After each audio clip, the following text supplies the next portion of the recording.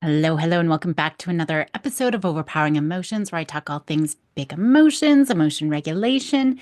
As we start the new year, I'm actually pretty excited to launch the first episode of the new journey of resilience. I'm always going to be focusing on resilience and emotion regulation, and I'm going to be looking now into very specific skills. I find that in my mind, everything that I'm giving you in my episodes are skills and are strategies.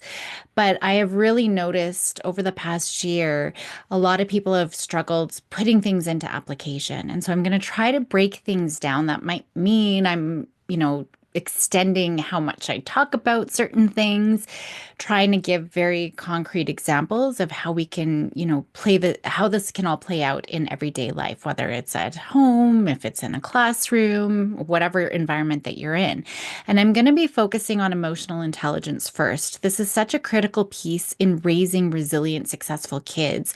And so it's really about laying that groundwork, making sure we're all on the same page, because I think we jump ahead far too much. And you'll be looking, I'm going to be talking about this ladder of skills that we need to build just with emotional intelligence. And we expect kids to be able to regulate their emotions right away, but we're missing these important steps that take time to make sure that they can master each of those things. And this is really important too, because in everyday life, we're focusing on those wrong things as adults, right? So let's say you've got two kids.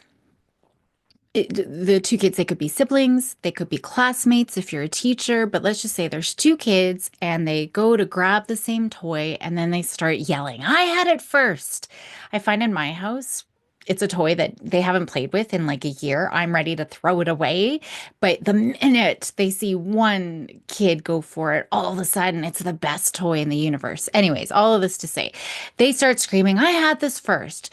As the adult, we step in, right? Now all of a sudden the toy breaks, let's say, or in their fighting, they knock over a glass and break a glass of water or something. And now the kids are blaming each other.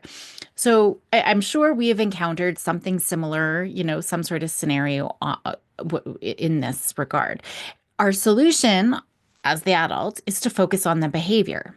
We might tell kids to apologize, they got to share, maybe we'll take the toy away altogether, right? We're focusing on the behavior. That might work in the immediate moment, probably not, but either way, we're missing a crucial opportunity here to teach what the most important learning opportunity is. It's not about sharing, it's about teaching emotional intelligence, right? Helping kids manage their feelings, preventing those future conflicts in the future, because now we're going to give them tools to cope with frustration or disappointment or whatever difficult emotion comes up. And so that's where we need to go. It's not about behavior management, it's about emotion management because emotions drive behavior. So that's really where we need to focus. And so if we're focusing on the behavior, we're missing out on all of these opportunities. And I will say our kids don't have a lot of opportunities. There's lots of opportunities that do present themselves, but we're robbing them of these opportunities. So, at a very basic level, when we're looking at emotional intelligence or EI, as I might talk about it, it's the ability to be able to recognize, understand, reason with, and ultimately manage our own emotions. Now, it's just not our own emotions, it's also being able to perceive and influence other people's emotions too. So there's these two levels, the intrapersonal, the self-awareness, the self-regulation of emotion, and interpersonal, where we're recognizing and responding to other people's emotions. So it's more than just being nice. It's more than just being emotionally aware. It's a set of skills that really guide how we respond to stressful situations, how we relate to other people, how we make decisions. We're also continuously co-regulating our emotions in our interactions, and we're influencing each other even in really subtle ways. So just thinking about, maybe someone is in a great mood and you come in and you've got a headache and you're a little bit snippy. That could put them on edge, right? Even though we came in with two different states, one usually will predominate the other. It can go the other way, but it's usually easier to influence those negative emotions. Really looking at the ability model. So as a framework for understanding emotional intelligence, looking at the ability model, that EI. It's a set of mental abilities related to being able to process and use emotional information. So, emotional intelligence, I think it's important for us to also think about. It is considered a true form of intelligence. Just like the traditional IQ, cognitive intelligence, it is a form of intelligence. So I think that is important to also think about. We focus so much on developing our kids' cognitive abilities from a very young age. We got to look at this EI. So, this ability model, it divides EI into four key branches. So, first is being able to perceive emotions. That's sort of the foundational skill of EI. It's the bottom of the ladder. So, it is the ability to recognize emotions in myself and in other people. And that's through facial expressions, through tone of voice, body language, all of those sort of nonverbals. Also, accurately detecting emotional cues in the environment, right? Looking at the social setting, being able to differentiate between honest and false emotional expressions too. So, for example, if they notice that their friend looks upset, but their friend says, "No, I'm fine," right? That's requiring them to perceive those subtle emotional cues.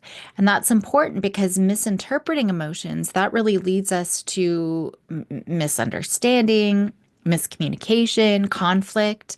So, having high perception skills, that really enhances empathy and social awareness. So, that's a key piece. Okay. The next step up is facilitating thought with emotion. So that involves using emotions to guide our thinking and our problem solving. We can prioritize emotions to enhance our reasoning. We can leverage emotional states to foster creativity and decision making and problem solving and all of those types of things. So it's really affecting sort of our cognitive processes. We can shift our emotional perspective to see challenges from different angles, different situations. So, for example, feeling calm and focused, that's probably a good state to be in to make a rational decision. While excitement, that can really inspire innovative, creative ideas.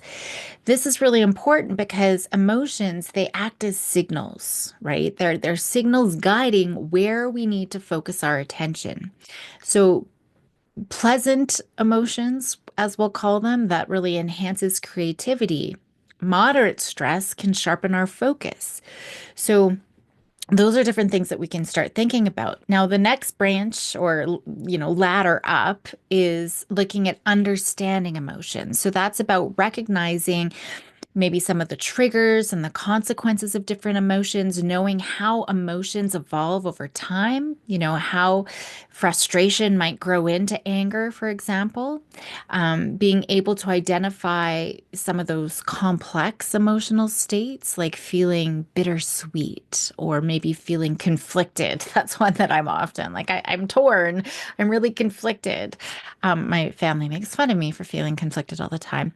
So, maybe a student feels nervous before a presentation and they're understanding that anxiety stems from the fear of judgment. I'm going to go in front of all my peers who might judge me. So how do I manage that? And that's going to be very different than anxiety from I didn't do my homework, right? And so now I need to focus on getting this stuff done. So, this really matters because when we're understanding our emotional triggers, kids can respond more thoughtfully instead of responding impulsively. And that also helps with empathizing other people's experiences and for us to be able to provide appropriate support depending on what's going on for them as well. And finally, that last branch is managing emotions, right? That's the most advanced skill in EI. It's the ability to regulate our emotional responses, being able to adapt to a situation, staying in control when things are really stressful, influencing our emotional states, and maybe influencing other people's emotions too, right? So maybe we can calm a friend who's in distress, knowing when to express our emotions, when we should maybe hold back our emotions. So, maybe, someone with really strong abilities to regulate their emotions, they can remain calm during a heated argument. Or maybe they can cheer up a friend who is upset, right? So those are examples of someone who has strong emotional management and can influence other people's emotions too.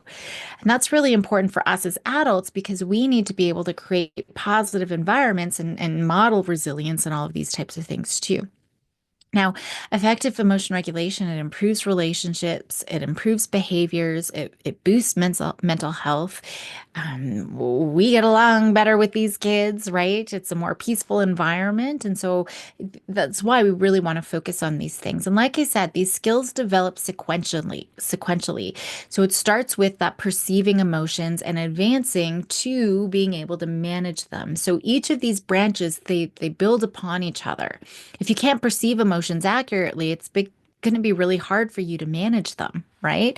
And if you don't understand your emotions, that regulation becomes more challenging. So it's like that ladder. Each step supports the next.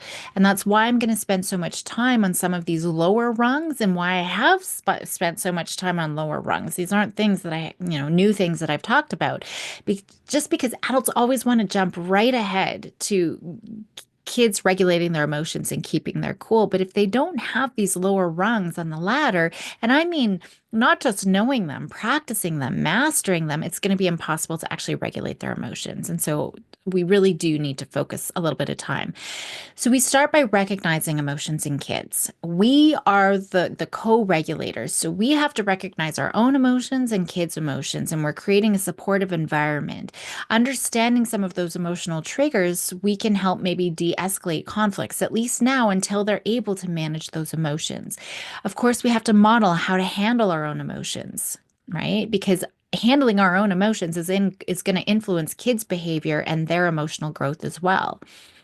We're going to encourage kids to name their emotions. That builds emotional awareness. And don't worry, we'll break that all down. We need to teach them how to think and pause before they're reacting. That's going to foster some of that emotion regulation. Okay, so those are the skills that we're working towards. Now, as part of this foundation, it's important to really understand what's going on. So I want to identify how to recognize kids who might have strong emotional intelligence versus they've got a lot of growth, some edges to work on here with that emotional intelligence when we're looking at kids. Because a big part of fostering emotional intelligence is understanding where they're at currently and what are some of those areas that might need a little bit more development.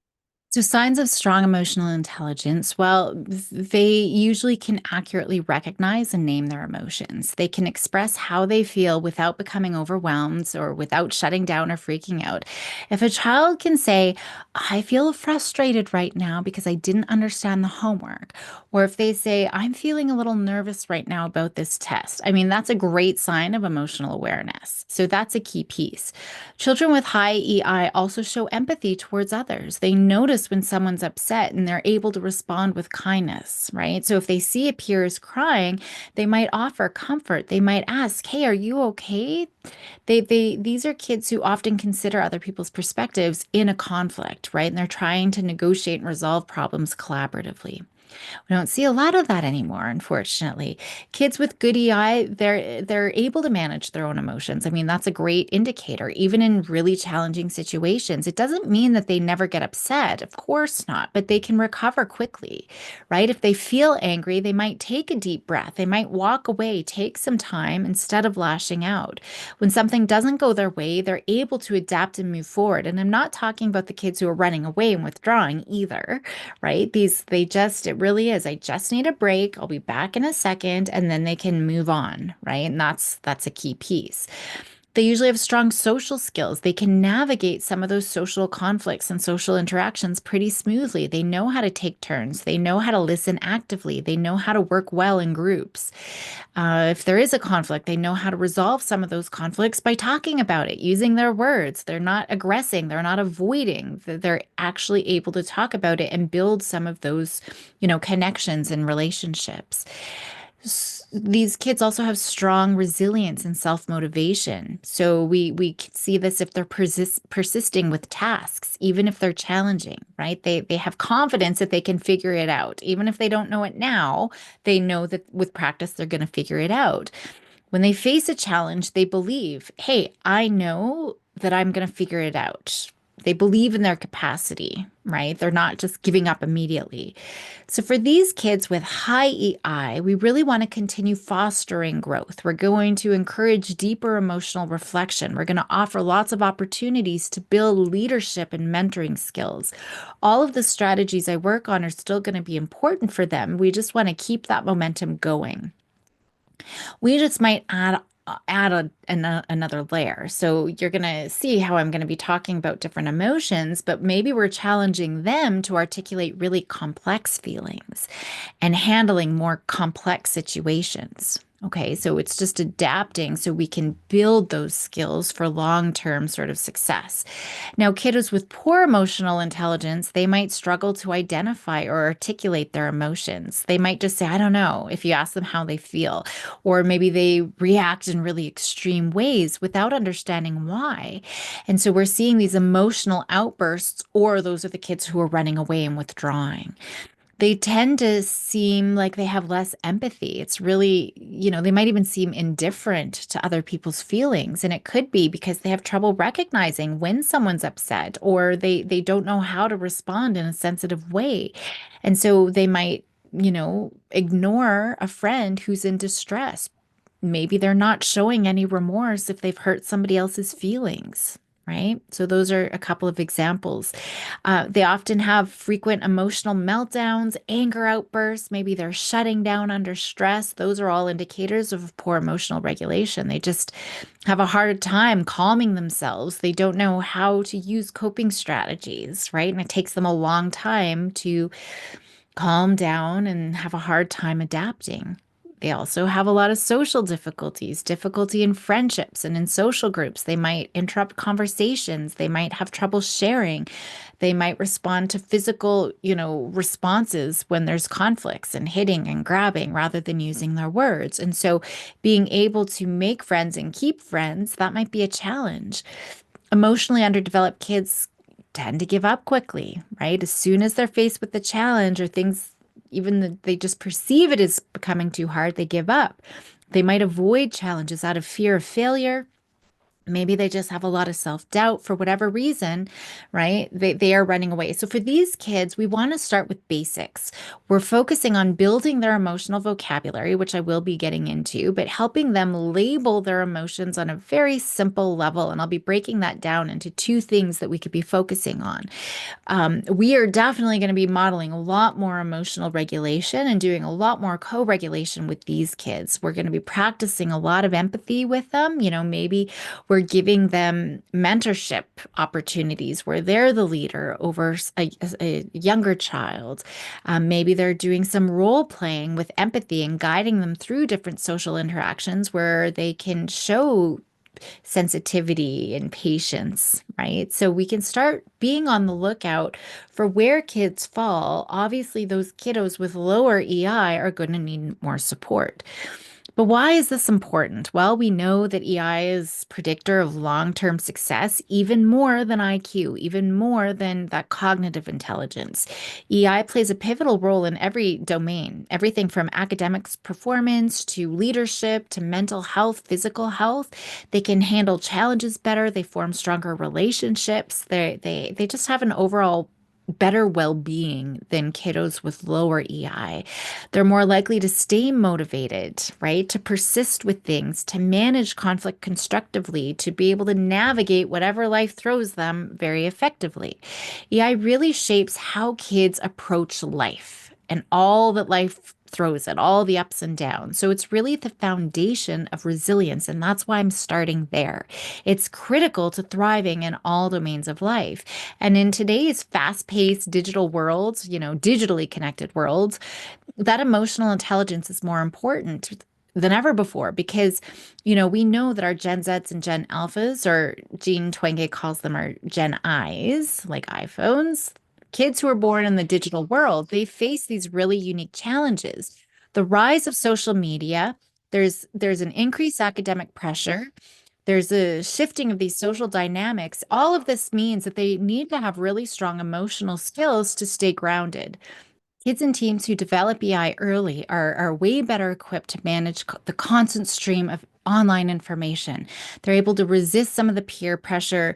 They can form meaningful relationships despite whatever's going on online. And we know that EI, it really fosters empathy and cooperation. And that's something we need more of in the world.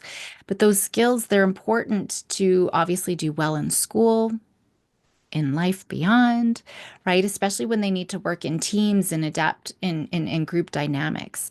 So these are things, I mean, just foundational things that we need to think about. Now, modeling EI is one of the first things that we can do, right? The best way we can teach it is really by modeling it because kids learn by watching us, watching the adults around them manage emotions, respond to difficulties. And from a very young age, I mean, I do have traffic issues where I get upset in traffic. I have a little bit of road rage. I try to avoid driving at all because it's bad. But I remember my daughter, one of her first words ever was dude. And in that inflection, because driving, I'd get so angry. And that's usually what I yelled was dude, right? And so you could see, and now she's driving, and I can see her. She uses a little bit more colorful language than I do, but from a very young age, she didn't even know what was going on. She could barely see what was going on in the world around her, but she could see that we're in the car and I'm getting frustrated. So they really do, look at how we respond to different situations. And so we really need to show them what it looks like to handle frustration calmly, to admit to our mistakes, to express empathy and show empathy towards other people. So this is where really we need to start. We have no hope in ever teaching kids emotional intelligence if we don't have the skills ourselves. So this is where we start. I always start with the adults in every domain, anything that I work on, it starts with the adults. So we have to start checking in with how we're feeling regularly in front of our kids. And these are things that we're going to be asking them to do, but we have to start it first. We're not ignoring them. Use those everyday situations to label and express your emotions. Don't just say you're fine. Don't just say you're tired. Get really specific. Say, I'm feeling a little overwhelmed right now, but you know what? I'm going to go for a walk around the block and I'm going to figure it out. I'll be back in 5 minutes. When we do this, we're normalizing emotional expression, which is so important because I don't think a lot of people feel safe expressing their emotions, especially kids, because we're always telling them just it's not a big deal. Just suck it up, right? We might not say suck it up, but we're saying it's not a big deal. There's nothing to worry about. Go calm down, go relax, right? We want to really normalize that emotional expression in using our words. We want to teach resilience. We're breaking unhealthy cycles of suppression and trying to cover it all up that everything's okay. And we're fostering that open communication. So we want to make sure we're doing that. We want to acknowledge our mistakes. Like I said, if you do lose your temper, or if you make a mistake, talk about it. Hey, I was really frustrated earlier and I shouldn't have reacted that way. I'm so sorry. Let's try to solve this together. How can we end the night on a great night? Or how can we end the rest of this period still liking each other before you go to your next period, right? We want to make sure we're talking about that. Validation, active listening, showing that we value kids and value their emotions by listening, reflecting back what they say. Wow, I can tell you're really upset because you felt left out. We're not judging, we're not fixing, we're not telling them to calm down or that it's not a big deal or that they're going to be fine, right? That's shutting down any chance of them ever wanting to express their emotions again. But even trying to fix and make them feel better is a problem because they're not going to learn ever to manage their own emotions. So instead of solving their emotional discomfort, we got to reflect. I hear you. I can see why you feel that way. That makes sense. And they need to feel heard. I've talked a lot about all of those types of things, right? We suppress too much our own self, right? So there's a lot of work where we need to work on. And there's a lot of places where they're not feeling safe because we're suppressing all the time. Even in the psychology world, I remember one time, in front of a colleague where I was getting a little bit emotional because I was feeling overwhelmed. There was a lot on my plate. And it blows my mind because this was a fellow psychologist who should understand these things and a psychologist who worked in trauma, which was even more mind-boggling. But this person retaliated, right? And it became a toxic workplace, where nobody felt like they could open up about anything. And I wasn't saying anything inappropriate. I wasn't laying out trauma and, anything inappropriate. I was just literally, I was getting teary-eyed and saying, I'm feeling really overwhelmed. I've got a lot on my plate and I'm just working towards trying to figure out, manage my schedule, right? So I was modeling some good, well, I thought maybe some good emotional intelligence, expressing how I was feeling, and they retaliated.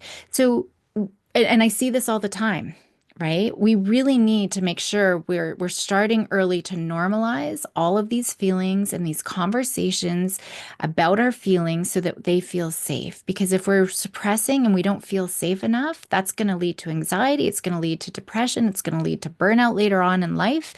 Or even now, just a lot of behaviors. So we need to make sure that we're creating that safe place.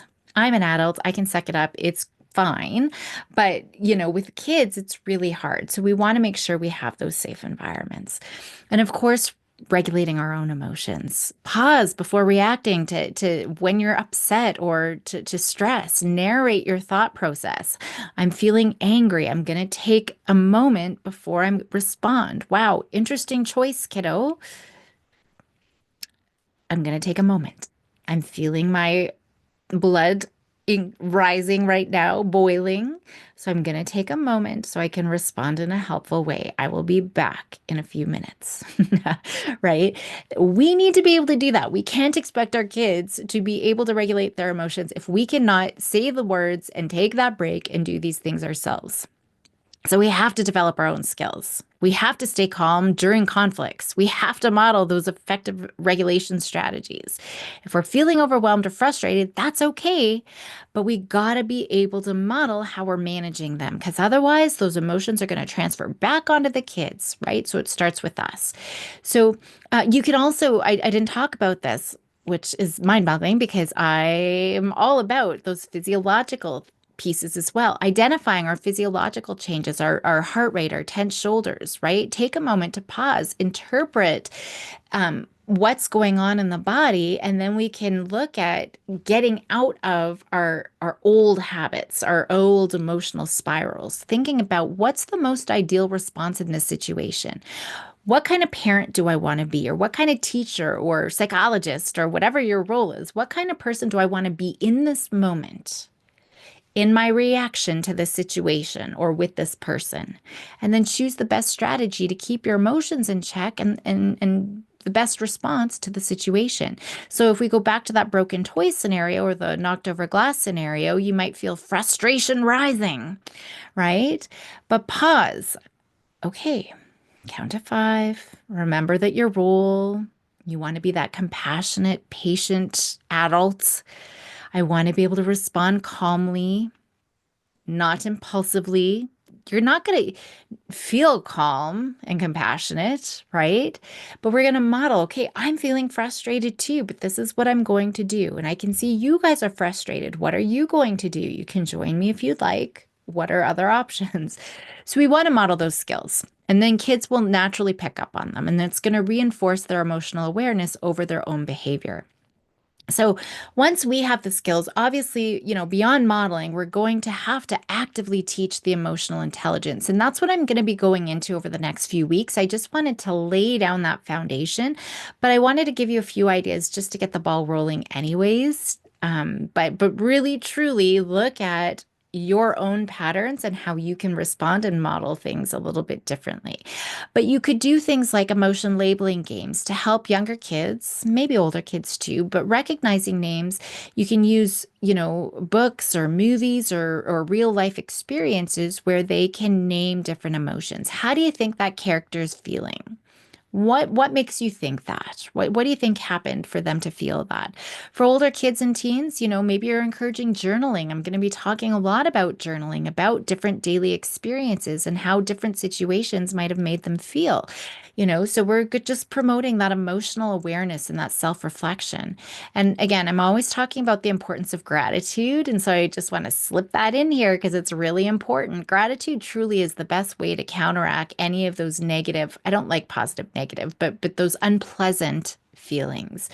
Science has consistently shown us time and time again that daily gratitude practice, it improves mood, it reduces stress, it boosts performance, and on and on and on it goes, all of the benefits. And so starting a gratitude ritual now is so important, so beneficial to increase empathy, to increase emotional regulation right from the get-go. We don't even have to do anything else to already get some of those benefits.